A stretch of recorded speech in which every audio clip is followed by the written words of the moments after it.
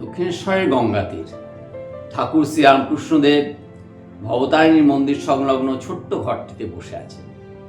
প্রচুর ভক্তরা আসা যাওয়া করছে, তারা গল্প করছে, তারা ঠাকুরকে প্রণাম করছে, কথা বলছে। যে একজন মহিলা তার একটি বাচ্চাকে নিয়ে এলেন, নিয়ে এসে প্রণাম করলেন, প্রণাম করে বললেন, ঠাকুর, আমার এই বাচ্চাটা না ভীষণ মিষ্টি খেতে ভালোবাসে, আর ওর পেটের ব্যথা হয়, কৃমি হয়, কিন্তু কিছুতেই মিষ্টি ছাড়ানো যাচ্ছে না, কিছুতেই কথা শুনছে না, অত্যন্ত দুষ্টু, বাচ্চারা দুষ্টু হয়। তা আপনি ওকে একটা আদেশ দিন, বা আপনি ওকে আশীর্বাদ করুন যাতে ও মিষ্টিটা ছেড়ে দেয়, ওকে একটু বকাবকি করুন। ঠাকুর শুনলেন, শুনে একটু ভাবলেন, তারপর বললেন যে মা, তুমি 1 মাস পরে এসো, 1 মাস পরে এলে আমি তখন এই বাচ্চাটিকে বলে দেবো, ও আর তারপরে মিষ্টি খাবে না। তো ভদ্রমহিলা চলে গেলেন। ঠিক 1 মাস পরে এলেন। 1 মাস পরে এসে যখন আবার ঠাকুরকে প্রণাম করে আবার একই কথা বললেন, তখন ঠাকুর বললেন, হ্যাঁ এসেছো, খুব ভালো করেছো, আজকে আমি ওকে ঠিক উপদেশ দিয়ে দেবো, ও দেখবে আর মিষ্টি খাবে। তো ঠাকুর তো যা বলার বলে দিলেন, বলে চলে গেলেন। ভদ্রমহিলাও চলে গেল বাচ্চাটাকে নিয়ে। এবার ঠাকুরের যারা ভক্ত ছিল তারা সব ঠাকুরকে চেপে ধরলো যে ঠাকুর, আপনি সেদিন কেন বলেননি, আজ কেন বললেন, কি ব্যাপার, রহস্যটা কি, আপনি কিছু নতুন কিছু ধ্যান ট্যান করে কিছু আবিষ্কার করলেন? ঠাকুর আস্তে আস্তে বললেন, আরে না না না, আরে শোন, ওকে কি বলবো, আরে আমি নিজেই তো মিষ্টি খেতে ভালোবাসি, আমি এত মিষ্টি খেতে ভালোবাসি, ওকে তো বলতে পারলাম না ওই জন্য প্রথমবার যে তুই মিষ্টি খাস না। আমি তখন কি করলাম, 1 মাস সময় নিয়ে নিলাম, আমি নিজেকে চেষ্টা করলাম যে মিষ্টি যাতে না খাই। আমি মিষ্টি না খেয়ে আমি অভ্যাস করলাম যে আর আমাকে মিষ্টি যেন না খেতে হয়, বা মিষ্টি কম খেতে হয়। তা যখন আমি নিজে অভ্যস্ত হয়ে গেলাম, আমি মনে করেছি 1 মাসে হয়ে যাবে, ঠিক 1 মাসে হয়ে গেল। তখন বাচ্চাটাকে আমি উপদেশ দিয়ে দিলাম, বা বাচ্চাটাকে বলে দিলাম মিষ্টি যেন খাস না। কেন করলাম জানিস? বলিতে সত্যি হচ্ছে তপস্যা। কারণ আমি যদি তখন বলতাম, সেটা তো মিথ্যে কথা বলা হতো, কারণ আমি নিজেই যা পালন করতে পারি না, সেটা যদি ওই বাচ্চাটাকে বলি, তো ওইটুকু বাচ্চা সে তো প্রথম থেকে সে তো জানতে পারবে, তারপরে ঠাকুর মিষ্টি খেতে খুব ভালোবাসে, তো সে তো বলবে যে মিথ্যে কথা বলছে ঠাকুর নিজে মিষ্টি খেতে ভালোবাসে আর আমাকে উপদেশ দিয়ে দিচ্ছে। সত্যি করির তপস্যা। ঠাকুর আবার বললেন, এই কথাটা মনে রাখিস, সত্যিকে ধরে থাক, সব কিছু হবে। নমস্কার, আজকের বিষয় সততার শক্তি। আমরা ইংরেজিতে একটা খুব বহুল প্রচলিত প্রবাদ ব্যবহার করি, honesty is the best policy. সততা হলো সবচেয়ে ভালো একটি নীতি। পলিসি মানে প্ল্যানিং, একটা চিন্তা ভাবনা, একটা ছক করা, কাজে সাফল্যের জন্য এই নীতি পালন করা দরকার। আমি পালন করি না করি জীবনে সেটা কথা নয়, কিন্তু একটু ঘুরিয়ে দিই, আসুন তো একটু ঘুরিয়ে দিই কথাটা। ঘুরিয়ে দিয়ে যদি আমরা এটা বলি যে honesty is the best principal হচ্ছে আদর্শ, মানে সততা হচ্ছে সবচেয়ে ভালো আদর্শ, আর আদর্শের জন্য মানুষ বাঁচে, বা আদর্শের জন্য মানুষ জীবন দেয়। যদি আমরা সততাকে আদর্শ করে নিতে পারি জীবনের সঙ্গে, তাহলে দেখবেন তার থেকে অনেক শক্তি আমরা পাবো। প্রথম শক্তি কি? আমরা আত্মসম্মান পাবো। সৎ ব্যক্তি সব সময় শির দ্বারা, মানে মেরুদণ্ড উঁচু করে, মেরুদণ্ড সোজা করে, মাথা উঁচু করে সমাজে চলতে পারে। তাকে মিথ্যে দিয়ে থাকতে হয়, কারণ আমরা জানি সবাই যে একটা মিথ্যে যদি বলি, তার সঙ্গে সঙ্গে সেই মিথ্যেটাকে প্রতিষ্ঠিত করার জন্য আর একটা মিথ্যে বলতে হবে, বা আর একটা মিথ্যে বলতে হবে। সেই জন্যে সৎ কথা যদি বলা যায় সহজভাবে, তাহলে কিন্তু সেটাকে ঢাকার জন্যে কোনো ঢাকনা বা কোনো আবরণ বা কোনো কাপড় দিয়ে ঢাকার কোনো প্রয়োজন হয় না। সত্যের আলাদা শক্তি আছে। সত্যের শক্তি প্রথম কি দেয়? আত্মবিশ্বাস। আর একটা আত্মবিশ্বাসী লোক সব কিছু করতে পারে জীবনে।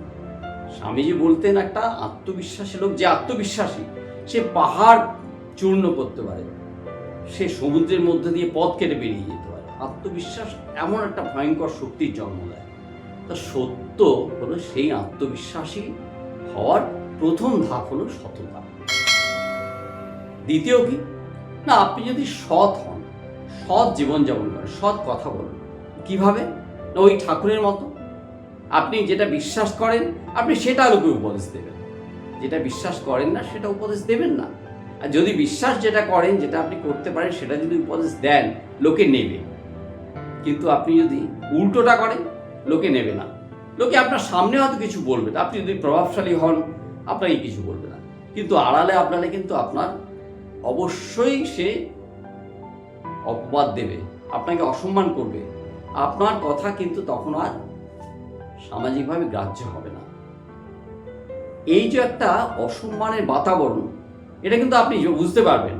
আর বুঝতে পারলে তখনই আপনার ভেতর একটা আত্মগ্লানি হবে। আপনি সবসময় আত্মগ্লানি থেকে একটা ভয় আসবে। দেখবেন একটা কথা দেখবেন, যারা সৎ পথে চলে না বা চলতে চায় না বা চলতে পারে না, তারা কিন্তু একটা আত্মগ্লানি করতে ভোগে। যতই তারা উপরে দেখাক না কেন, কিন্তু আপনি খুব ভালো করে জানেন যে তারা যে কথা বলছেন তারা বিশ্বাস করেন না, আর যাদের বলছেন তারাও বিশ্বাস করেন না। কারণ অসৎ লোককে কিন্তু কেউ বিশ্বাস করে না। তাহলে আপনার মধ্যে যে শক্তি, সেটা আপনাকে সামাজিক যে সম্মান, সেটা আনার জন্য আপনার সততা প্রয়োজন। প্রথমেই বলেন সততা একটা আদর্শ। যদি আপনি আদর্শে বিশ্বাসী হন, তাহলে সামাজিক সম্মান আপনার কাছে সহজে আসবে। আপনাকে আর্ন করতে হবে না, কষ্ট করে অর্জন করতে হবে না। যে সৎ ব্যক্তি, তার সামাজিক সম্মান সব সময় সহজে আসে। তৃতীয় কি, মানুষ সাধারণত লোভের বশবর্তী হয়ে অসৎ হয় বেশিরভাগ।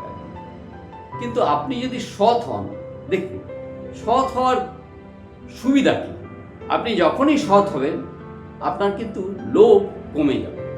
আর যদি নির্লোভ ব্যক্তি কিন্তু জীবনে সফলতা, সুষ্ঠুভাবে সফলতা কিন্তু অর্জন করতে পারে, শুধু না সেটা ধরে রাখতেও পারে। কিন্তু অসৎ ব্যক্তি হয়তো সফল হয়, কিন্তু ধরে রাখা খুব কঠিন, এবং ধরে রাখার জন্য তাকে আবার নানা রকম অসৎ উপায় তাকে অবশ্যই অবলম্বন করতে হয়। সেটা আমরা জীবনে চারিদিকে অনেক কিছু ঘটনা ঘুরে আমরা দেখি, আমাদের বন্ধু বান্ধব, আত্মীয় স্বজন, পরিবেশ, সব কিছুতে আমরা দেখছি। সেই জন্যে আপনি সৎ হন, আপনি কিন্তু সামাজিক সম্মান লাভ করতে পারবেন না। সামাজিক সম্মান কিন্তু আপনাকে সাফল্যের একটা দিকে নিয়ে যাবে, কারণ সামাজিক সম্মান প্রত্যেকেরই দরকার, কারণ আমরা সমাজবদ্ধ। তৃতীয়ত কি, আপনাকে লোকে বুঝতে পারবে। এই যে আপনাকে লোকে বুঝতে পারছে, আপনাকে যদি লোকে বোঝে, আপনাকে যদি সম্মান করে, তাহলে কিন্তু মানুষ তাদের ভরসা বা আস্থা, সেটা কিন্তু আপনি খুব সহজে অর্জন করতে পারেন, যেটা একজন অসৎ ব্যক্তি কিন্তু অর্জন করতে পারে না। অসৎ ব্যক্তি কিন্তু লোকে বিশ্বাস করে না, ফলে অসৎ ব্যক্তি সমাজের বা মানুষের, এমনকি পরিবারের আস্থা অর্জন করতে পারে না। যে বাবা তার বাচ্চাকে যদি বলে যে বাবা তুই এটা করিস না, কি বাবা তুই ওটা করিস না, কিন্তু দেখছে বাবা কিন্তু অবলীলায় সেই কাজটা করছে। হয়তো বলছে এখনকার দিনে মোবাইল, জানি সব বাচ্চারা মোবাইল একদম অ্যাডিক্ট হয়ে যাচ্ছে, তো বাবা হয়তো বলে এই মোবাইল ধরিস না, মোবাইল ধরলে তোর পড়াশোনার ক্ষতি হবে, চোখের নষ্ট হবে, ব্রেনের প্রবলেম হবে। তখন বাচ্চা হয়তো কিছু বলতে পারছে না, সেরকম মানুষ বলেই দেবে যে বাবা তুমি কেন সারাক্ষণ মোবাইলে স্ক্রল করছো, তোমার কাজ যখন নয় তখনও কেন মোবাইল ধরছো। তখন তো বাবা কিছু উত্তর দিতে পারবে না।